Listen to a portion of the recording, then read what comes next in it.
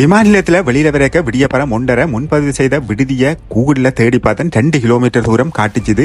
டாக்ஸியை கேட்டேன், 15 யூரோ கேட்டாங்க. என்னதுக்கு 2 கிலோமீட்டருக்கு 15 யூரோ கொடுப்பான்னு நடந்து போவோம்னு வெளிக்கிட்டேன். கூகுள் காட்டினது என்னவோ 2 கிலோமீட்டர் தூரம் தான். ஆனா எனக்கு ஏதோ 20 கிலோமீட்டர் நடந்து போனதா ஒரு உணர்வு. பயணம் செய்ய இப்படி 5 யூரோ 10 யூரோ மிச்சப்படுத்துறதுக்காண்டி நடந்து போற என்ன தம்பி, நீ ஐரோப்பாவில சுகவாழ்வு வாழ்றாண்டு வந்து கொமெண்ட்ஸ்ல போடுவானுங்க கொஞ்சம் பேர். அந்த நடுச்சாமத்துல என்ன தவிர அந்த வீதியல்ல வேற யாருமே இல்ல.